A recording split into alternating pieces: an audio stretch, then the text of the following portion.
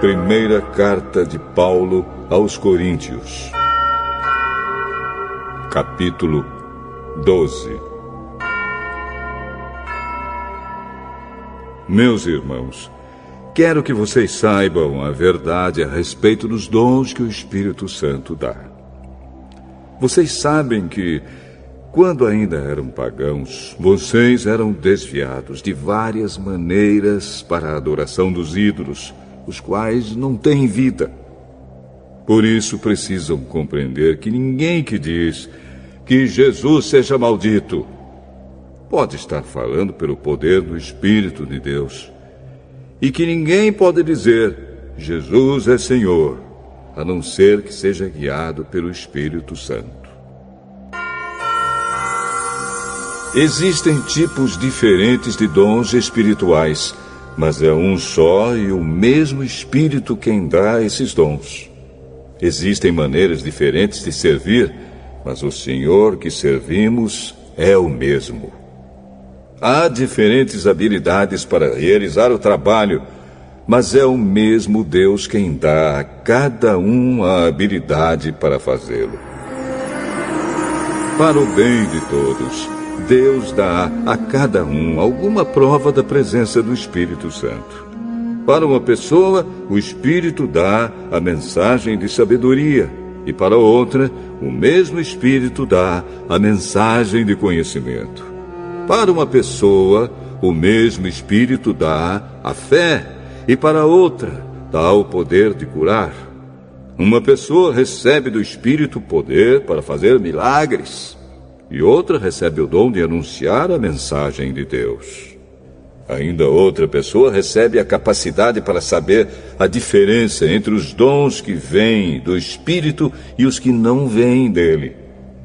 Para uma pessoa, o Espírito dá a capacidade de falar em línguas estranhas, e para outra, ele dá a capacidade de interpretar o que essas línguas querem dizer.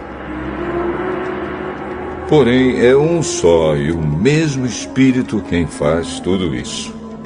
Ele dá um tom diferente para cada pessoa, conforme ele quer. Cristo é como um corpo, o qual tem muitas partes.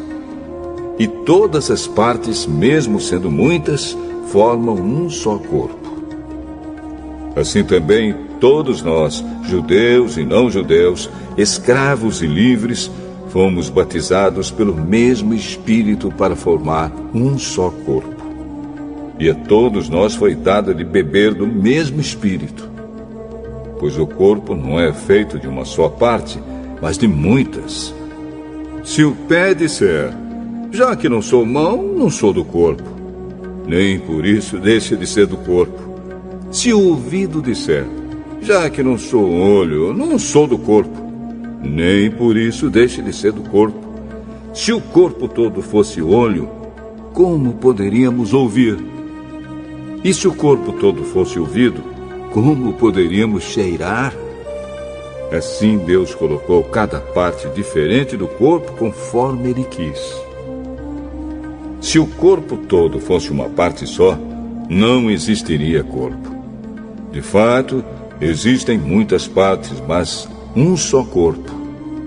Portanto, o olho não pode dizer para a mão, eu não preciso de você.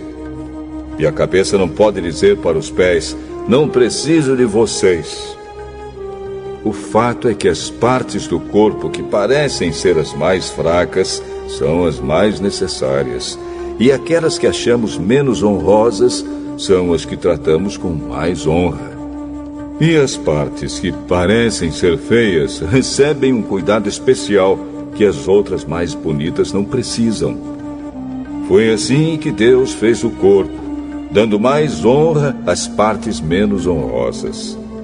Desse modo, não existe divisão no corpo, mas todas as suas partes têm o mesmo interesse umas pelas outras.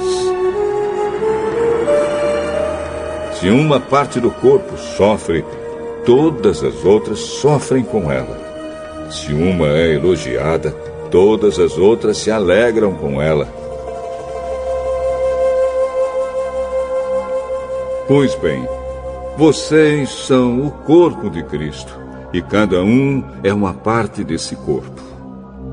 Na igreja, Deus pôs tudo no lugar certo. Em primeiro lugar, os apóstolos. Em segundo, os profetas. E em terceiro, os mestres. Em seguida, pôs os que fazem milagres. Depois, os que têm o dom de curar, ou de ajudar, ou de liderar, ou de falar em línguas estranhas. Nem todos são apóstolos, ou profetas, ou mestres. Nem todos têm o dom de fazer milagres, nem de curar doenças, nem de falar em línguas estranhas, nem de explicar o que essas línguas querem dizer. Por isso, se esforcem para ter os melhores dons. Porém, eu vou mostrar a vocês o caminho que é o melhor de todos.